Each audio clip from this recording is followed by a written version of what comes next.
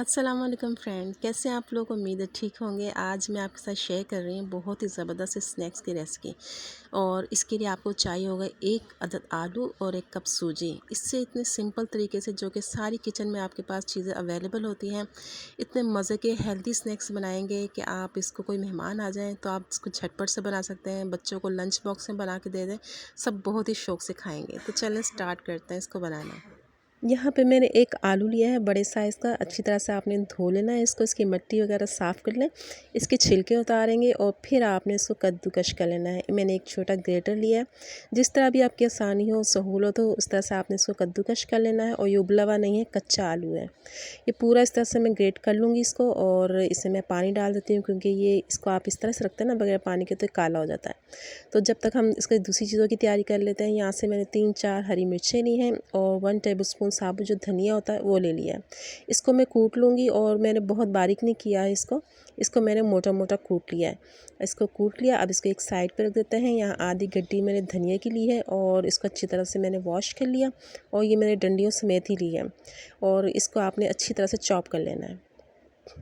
इसके लिए हमें आधा गड्डी धनिया की चाहिए होगी। बहुत ही हेल्दी होता है धनिया, और इसमें विटामिन सी होता है, सेहत के लिए बहुत फ़ायदे होते हैं। हर चीज़ में डाल दिया करें, जितना आप डालें इसको इतना फ़ायदा होता है।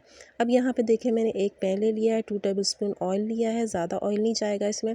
1 टेबलस्पून इसमें साबुत ज़ीरा डाल दिया मैंने, और 1/4 टीस्पून इसमें अजवाइन डाल दूँगी। अजवाइन बहुत ज़बरदस्त होती है हाजमे के लिए, पेट के लिए। कोई भी बादी चीज़ जैसे आलू गोभी जो कि हज़म नहीं होती ना, आपने उसके अंदर इसको डाल देना। पकोड़े वगैरह जैसे बनाते हैं तो ये होता है कि भारीपन महसूस नहीं होता, और हज़म करने में आपको बहुत ही आसानी रहती है। उसका फ्लेवर भी बहुत अच्छा आता है। अब ये जो मैंने हरी मिर्चें और साबुत धनिया कूटा था ना, ये भी मैंने इसके अंदर ऐड कर दिया। आँच आपने बिल्कुल हल्की रखनी है, इतनी नहीं करनी कि आपने इसको जला देना है। हमने इसको हल्का सा सोते करना है। इसकी अच्छी सी जब खुशबू आने लगी और ये कड़कड़ाने लगे, तो इसके अंदर आपने डाल देना है पानी। पानी के लिए क्या करेंगे हम कि आपने ये देखना है, जिस कप से आपने पानी लेना है, फिर आपने उसी कप से सूजी डालनी है, ठीक है, ताकि आपकी मेजरमेंट जो हो वो बराबर हो। तो अगर आप चाय का कप ले रहे हैं, जो कि हर घर में होता है, तो उसके हिसाब से मैंने 1.5 कप पानी इसमें डाल दिया है। आपने 1.5 कप पानी इसके अंदर डालना है, और इसके बाद आपने इसमें डाल देंगे नमक मैंने डाला इसमें 1 टीस्पून। टेस्ट के हिसाब से आप अकॉर्डिंग उसके डालेंगे नमक। कुटी हुई लाल मिर्चें इसमें ऐड कर दी है मैंने 2 टीस्पून, क्योंकि हमने हरी मिर्चें भी इसमें ऐड की थी, तो इसके हिसाब से ये ठीक है, परफेक्ट है।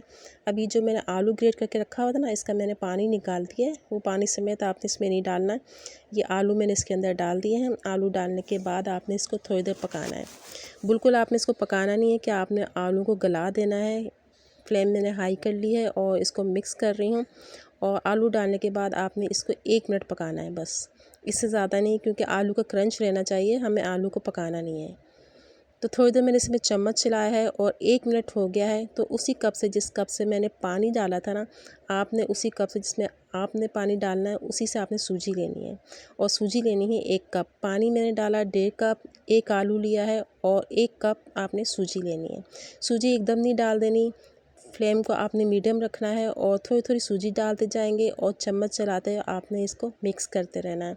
क्योंकि सूजी जो होती है ना, वो सोक कर लेती है सारा जो मॉइस्चर होता है पानी बहुत जल्दी, इसलिए हमने फ्लेम को थोड़ा लो रखना है, ताकि थोड़ा कुक भी हो और एकदम ये ड्राई ना हो जाए। अच्छा, अब जो मैंने धनिया चॉप किया हुआ था ना, एंड में इसको मैं ऐड कर दूँगी, ताकि इसकी फ्रेशनेस रहे, इसलिए मैंने इसको एंड में डाला है। बहुत ज़बरदस्त इसका फ्लेवर आया था धनिया का इसमें। तो चम्मच इसमें चलाते रहेंगे ये सारी चीज़ें, जब तक कि इसका पानी ड्राई ना हो जाए, और उसको इस तरह से मिक्स करते रहें आप। तो ये क्या होगा, एक डो की शक्ल में इकट्ठा होना शुरू हो जाएगा। हमें इसे इस तरह से डो के फॉर्म में लेके आना है। जब ये इस तरह से हो जाए, तो इसका मतलब ये हमारी ये डो रेडी हो चुकी है। और अब आपने लेना है एक बर्तन। मैंने स्टील का लिया है, प्लास्टिक का बर्तन मत लीजिएगा, क्योंकि वो बहुत नुकसान होता है अगर आप गर्म चीज़ें प्लास्टिक के बर्तन में डालते हैं तो ये स्टील का लिया है। इसे मैंने थोड़ा सा ऑयल लगा लिया, ताकि जब हम इसको कटिंग करने के बाद इसको निकालें तो हमें कोई आसानी हो, और ये इसकी शेप भी ख़राब ना हो। तो ये सारा मैं इसमें निकाल लूँगी। तो ये इसको आपने गरम गरम ही निकालना है, ठंडा होने से पहले। इसको इस तरह से इसमें ट्रांसफ़र कर लिया है। तो आपने अब इसको एक शेप दे देनी है और इस बात का ख्याल रखना है, इसको आपने इस तरीके से फैलाना है कि ये ना ही ये बहुत ज़्यादा मोटे हों और ना ही बहुत ज़्यादा पतले हों, क्योंकि बहुत ज़्यादा मोटे होंगे तो फिर जब आप फ्राई करेंगे तो हमने इसको फ्राई करना है तो ये कच्चे रहेंगे। जो स्नैक्स हम आम तौर पे बनाते हैं ना, हमें इस तरह की इसकी मोटाई चाहिए, तकरीबन 1 से 2 इंच आपने इसकी रखनी है।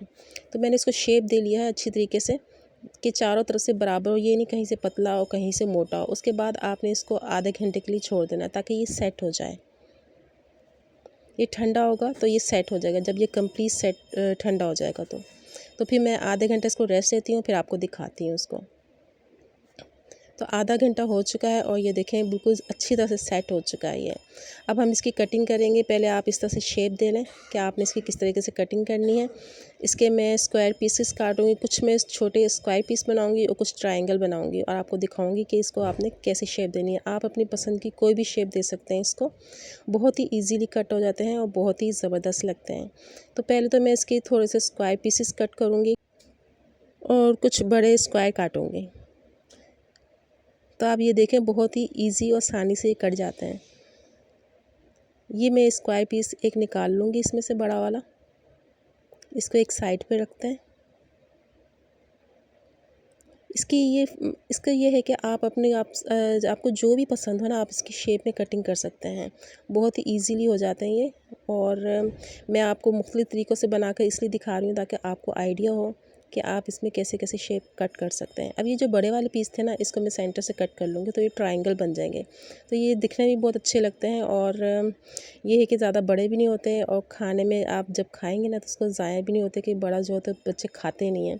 अच्छा, आप इसको स्टोर भी कर सकते हैं। अब आप इसको एक प्लेट में रख दें और उसको फ्रीज़र में रख दें। जब ये हार्ड हो जाए ना तो फिर आपने क्या करना है, इसको निकाल के एक शॉपर में डाल दें और शॉपर को अच्छी तरह एयर टाइट करके कि इसमें हवा ना जाए, आप फ्रीज़र में रख दें। और जब भी ज़रूरत हो, शाम को चाय के साथ खाना हो, आपने मेहमान आ जाए तो आप इसको निकालें और फ्राई कर लें। उसका फ्राई टाइम भी बहुत कम है क्योंकि तकरीबन पका हुआ है और हमने इसको हल्का सा फ्राई करना होता है और उस पर क्रिस्प लाना होता है। अब मैं आपको इसको फ्राई करके भी दिखाऊंगी। ऑयल में भी इसकी ज़्यादा ज़रूरत नहीं होती, इसमें भी मैंने थोड़ा सा ज़्यादा डाल लिया। आप इसको शैलो फ्राई करें थोड़ा सा ऑयल लेके कि हमने इसको सिर्फ कलर देना होता है बाहर से, तो 2 से 3 मिनट लगते हैं। एक तरफ कलर आ जाए तो आपने इसको पलट देना है। गोल्डन कलर आने तक आपने इसका वेट करना है। जैसे ही गोल्डन कलर आए एक साइड से, देखें मैंने इसको पलट दूँगी।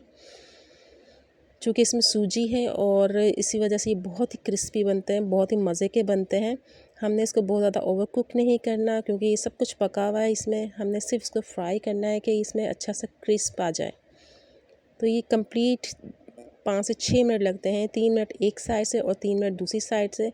तो ये जब दूसरी साइड से भी गोल्डन हो जाएंगे कलर तो मैं आपको इसको निकाल के दिखाती हूँ। तो ये देखें ये दोनों तरफ से हो गए हैं। उसको निकाल के आप इसको रख दें और ऑयल भी बिल्कुल ज़ाया नहीं हुआ, ना ही ख़राब हुआ है जैसे आप देख रहे हैं। अब मैं इसको निकाल लेती हूँ ये सब। और जितने मुझे अभी फ्राई करने थे मैंने इसे फ्राई कर लिए, बाकी मैंने फ्रीज़ कर लिए हैं। और आप ये देखें कितने ज़बरदस्त लग रहे हैं, बाहर से बिल्कुल क्रिस्पी और अंदर से नरम।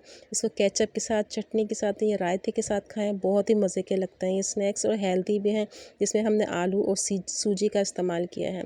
बहुत ही ज़बरदस्त, इसे ट्राई ज़रूर कीजिएगा और आपको कैसे लगे और आपने बनाए तो ये कैसे बने हैं अपना कमेंट करके ज़रूर बताइएगा। इजाज़त दीजिए, फिर मिलेंगे किसी अच्छी रेसिपी के साथ। तब तक के लिए अल्लाह हाफिज़।